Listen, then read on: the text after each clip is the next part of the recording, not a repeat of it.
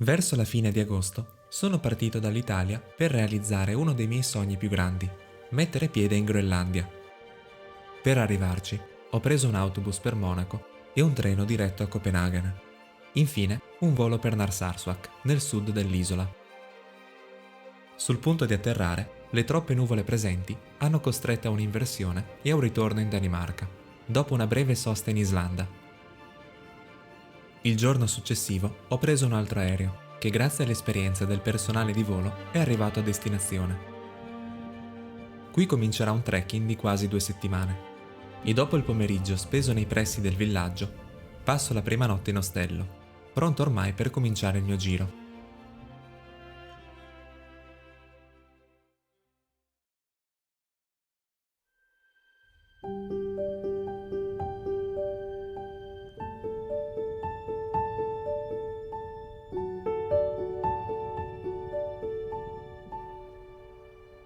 In questa mattina di nebbia e pioggerella l'avventura comincia e io sono diretto là verso quelle montagne, quelle che stanno dietro l'aeroporto.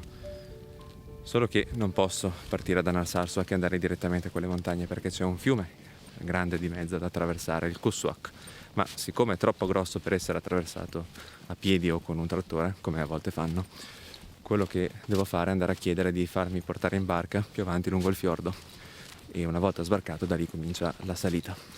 Ci sarà un po' di dislivello, considerando soprattutto il peso dei due zaini, che è intorno ai 25-26 kg sommati, però così è inizio il giro.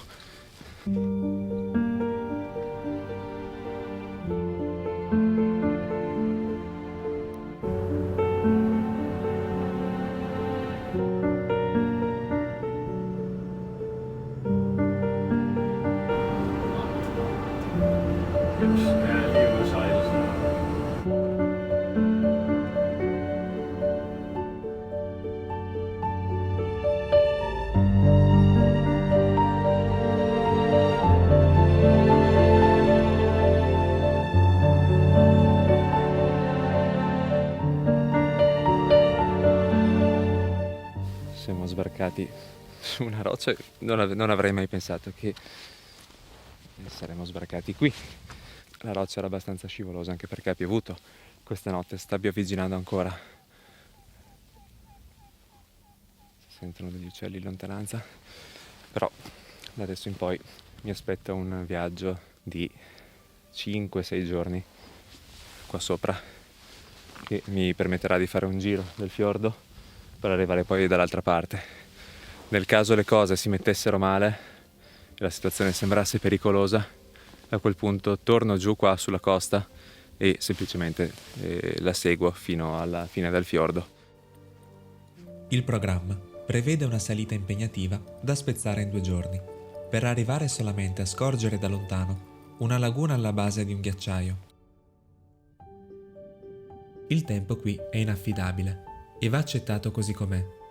Eppure quelle nuvole basse che minacciano pioggia bastano a procurarmi un crescente sconforto. Non voglio sopravvalutarmi, non voglio neanche sottovalutare il paesaggio che non conosco. Inoltre lo zaino si è anche appesantito perché prima di prendere la barca sono passato a ritirare un telefono satellitare per comunicare velocemente con Narsarsuaq. Io comunque ho anche, vediamo se lo tiro fuori, questo che si appoggia sempre alla rete satellitare Iridium, ma a differenza del telefono satellitare non permette di chiamare, comunque manda messaggi. Ho noleggiato anche dei razzi di emergenza, ho preso del gas per cucinare perché non lo si può portare in aereo, e poi che cosa ancora? Infine ho preso delle erbe locali per insaporire un po' il cibo.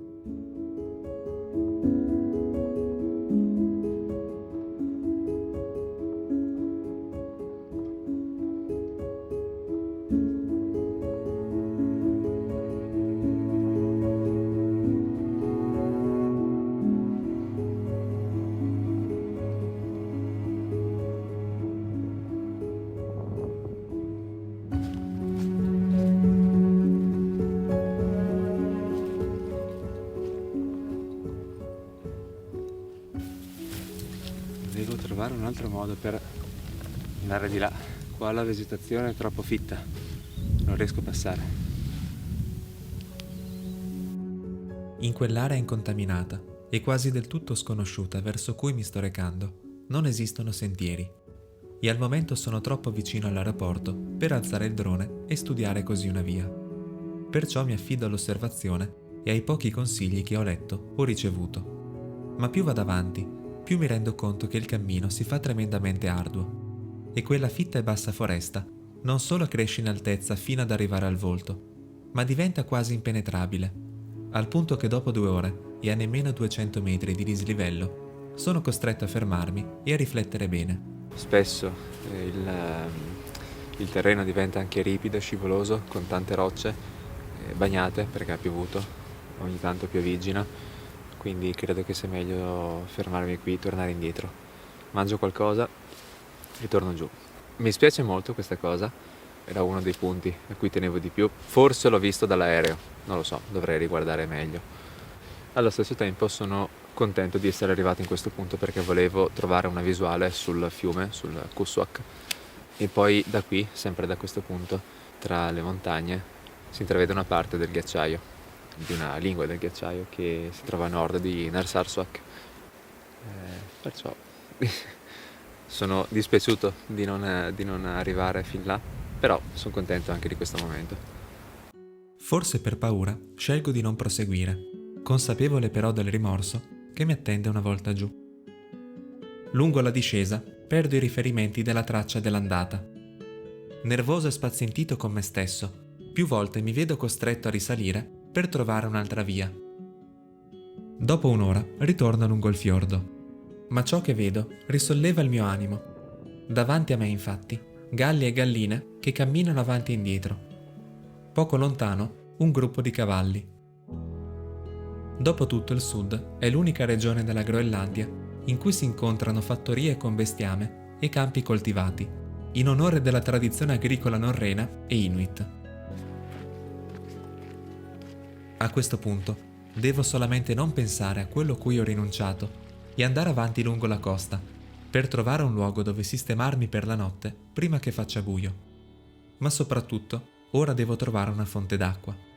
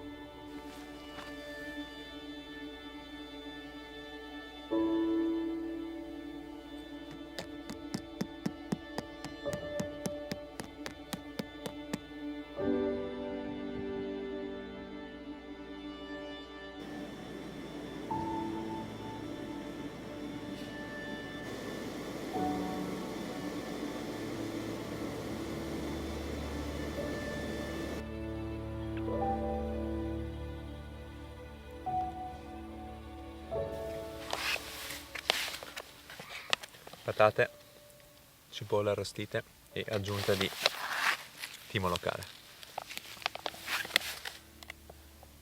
Devo dire che anche se oggi non ce l'ho fatta ad arrivare sulle montagne, mi va bene lo stesso. La vista anche qui è sensazionale.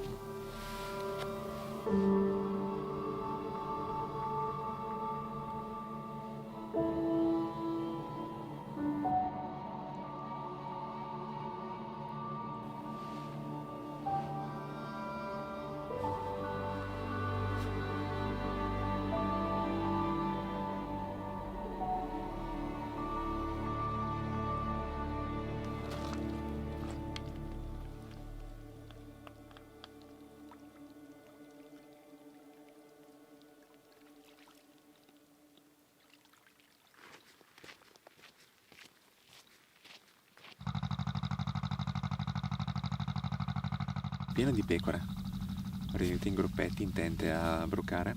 Quando mi vedono, avvertono la mia presenza, mi sentono arrivare, si bloccano, non so che cosa fare. A volte tornano a mangiare, altre volte invece corrono via in maniera un po' goffa. Mi spiace veramente spaventarle, è l'ultima cosa che voglio, però Immagino che non siano abituate a vedere molti esseri umani, che non siano quelli che vivono in queste fattorie. Anche perché da che sto percorrendo questo sentiero non ho incontrato nessuno. Solamente 3 bambini con dei cani all'inizio, poi basta. Poi c'è qualcuno che vive, perché ci sono delle case, delle fattorie. Quindi della gente c'è, poca, però c'è. Ma di stranieri nessuno.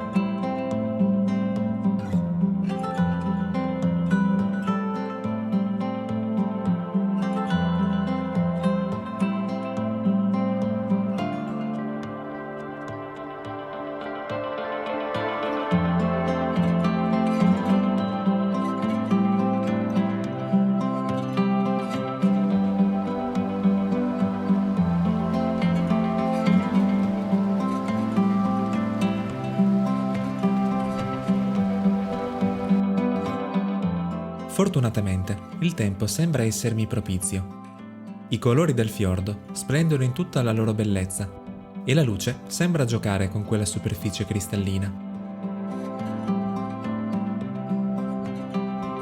La delusione di ieri è già lontana e con entusiasmo continuo verso una piccola foresta nata negli anni 50 grazie al sogno di un groenlandese emigrato in Danimarca e poi tornato, e grazie a un clima più favorevole rispetto alle altre regioni dell'isola.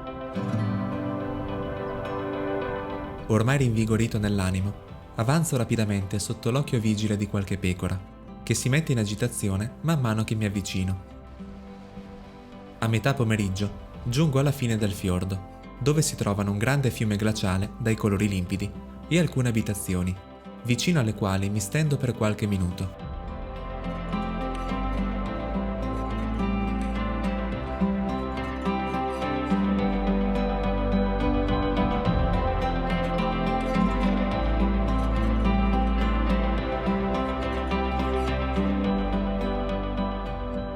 Sono arrivato già da un po' alla fine del fiordo. Pur con tante soste ho impiegato molto meno del previsto e ora mi trovo nei pressi del grande fiume che va attraversato. Ci sono dei ponticelli in prossimità della foce. Avevo pensato in realtà di seguire un po' il corso di questo fiume, andare un po' in là e provare a montare la tenda in quella direzione, magari sotto quelle montagne, ma qui è tutto recintato, non è possibile proseguire. Si potrebbe magari attraversare il fiume, andare avanti dall'altro lato, ma penso che rimarrei ancora bloccato dai vari corsi d'acqua.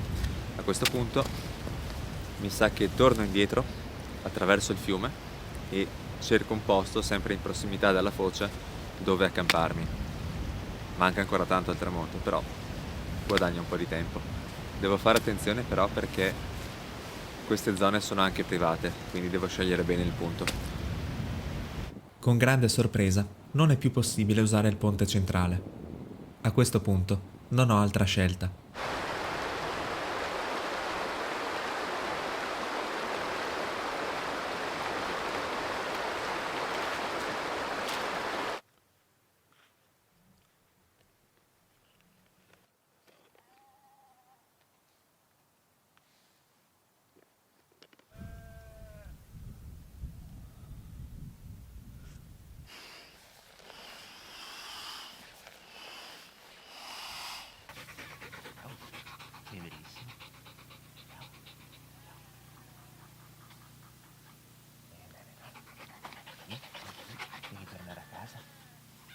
Devi tornare a casa adesso. Torna a casa.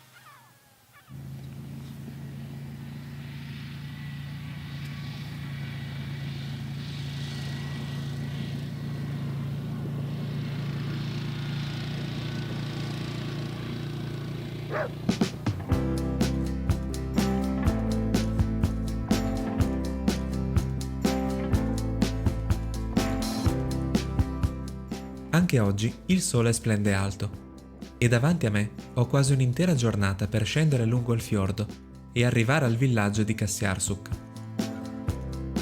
Un cavallo solitario dall'area malinconica e pecore sempre indaffarate sembrano comunque godersi la fresca brezza che soffia in questa bella giornata di fine agosto.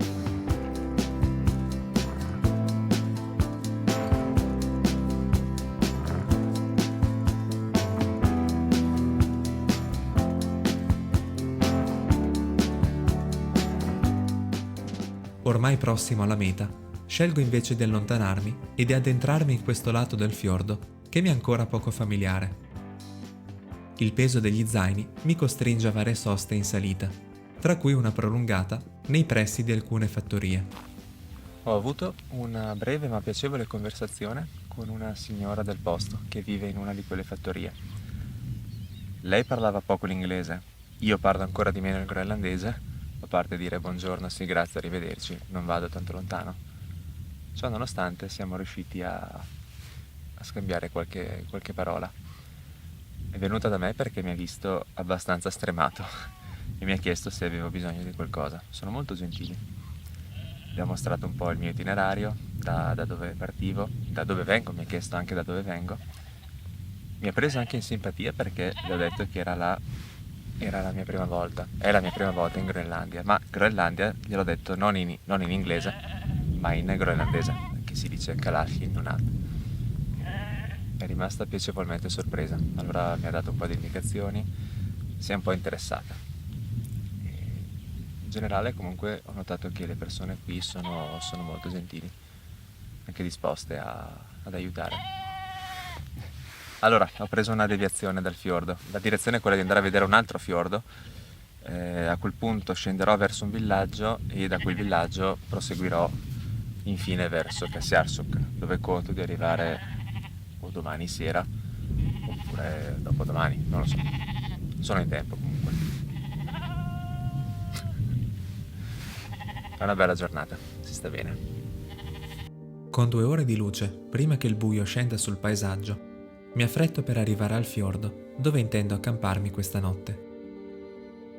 All'apparenza facili, i restanti chilometri si rivelano più impegnativi del previsto, sulla vaga traccia di un sentiero che sale per colline ricoperte da fitti cespugli, così da evitare il letto del fiume e i suoi improvvisi precipizi. Vorrei fermarmi e riposare almeno per qualche minuto, ma la fretta di arrivare è così grande che mi trascino avanti senza nemmeno accorgermene. Raggiunta poco prima del tramonto, una baia piena di iceberg provenienti da lingue dell'immensa calotta groenlandese, posso finalmente sistemarmi con calma. A questo punto, mi sento rinascere.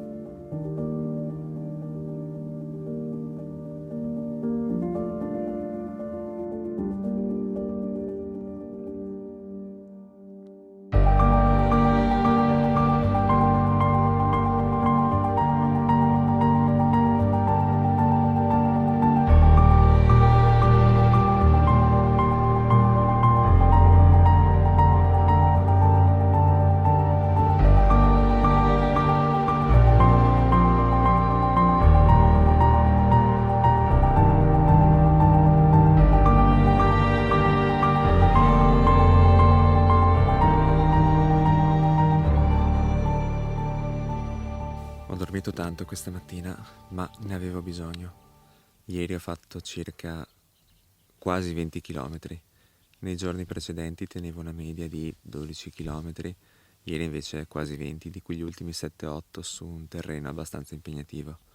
Ho cercato di procedere rapidamente con meno soste possibili per arrivare qui finché c'era ancora luce. Ho dormito tanto, sono circa le 9:30. Ho messo una sveglia prima dell'alba che è alle 5:30, ma ho dato una rapida occhiata fuori, era tutto coperto, sono tornato nel sacco a pelo e ho dormito per 3 ore, 3 ore e mezza. Ogni tanto si sentono dei rumori abbastanza forti da qui, che sono gli iceberg che si capovolgono, ma quando il rumore è molto forte sembra quasi un tuono. Più volte infatti mi sono svegliato per via di questi.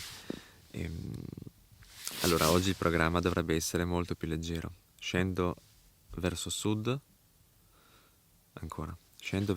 fino ad arrivare a un piccolo villaggio Non mi ricordo più la distanza, però dovrebbe essere poca. E poi da quel villaggio continua verso est, fino ad arrivare a Qasiarsuk.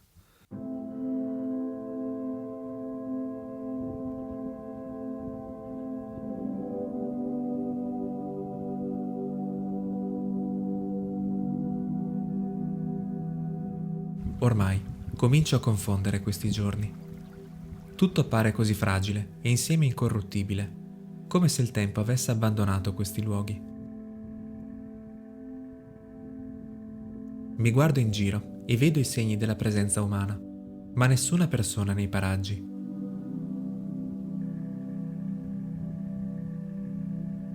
Dall'interno di una casa sento dei movimenti, ma ancora non appare un volto, se non qualche cane che alza la testa con sguardo curioso.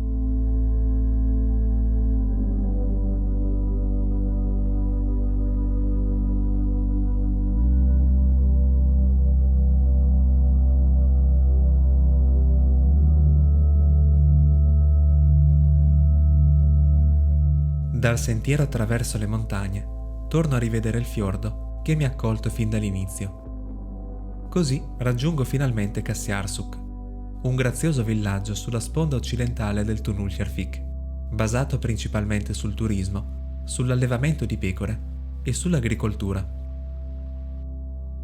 Trovata una camera disponibile in ostello, così da ricaricare tutte le batterie, per oggi non ho altri piani se non andarmene in giro per il villaggio, curiosando qua e là e semplicemente godendomi la giornata e una partita di calcio sul retro di una scuola.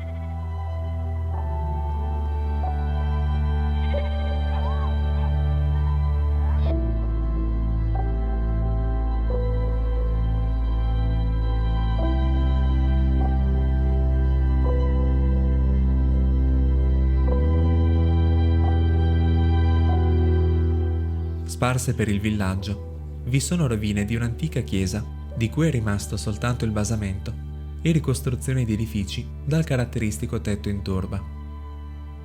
Qasiarsuk, infatti, è anche uno dei siti meglio conservati che testimoniano la presenza norrena nel sud dell'isola a partire da più di 1000 anni fa. Qasiarsuk è un sito di grande importanza per quanto riguarda la storia della Groenlandia, ma prima di parlarne direttamente ripercorrerò alcune tappe relative alle diverse esplorazioni. All'inizio del X secolo, l'esploratore Gunnbjörn Ulfsson perde la rotta verso l'Islanda e avvista delle piccole isole al largo della Groenlandia, chiamate Scogli di Gunnbjörn. A lui inoltre è intitolato il monte più alto dell'isola, che si trova a est ed è alto 3693 metri.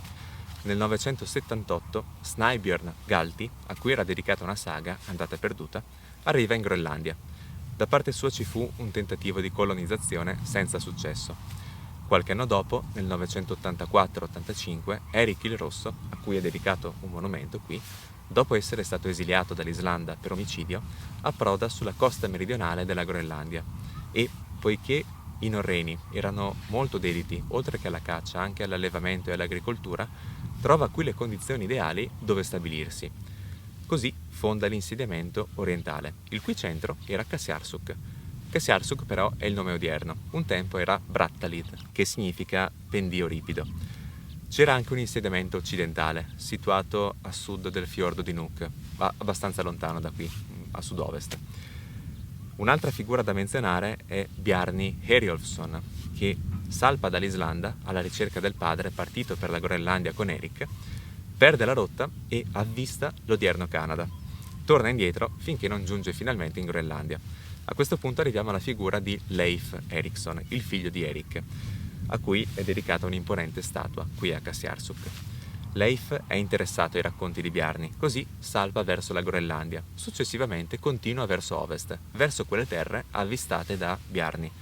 Sbarca prima in una terra dalle pietre piatte chiamata Helluland o Hetluland, che dovrebbe essere l'isola di Baffin, poi nel Markland, una terra boscosa, si pensa al Labrador, e infine nel Vinland, un'area non ben precisata tra Terranova e la Virginia, chiamata così perché venne trovata dell'uva, oppure secondo un'altra traduzione perché era una zona adatta ai pascoli.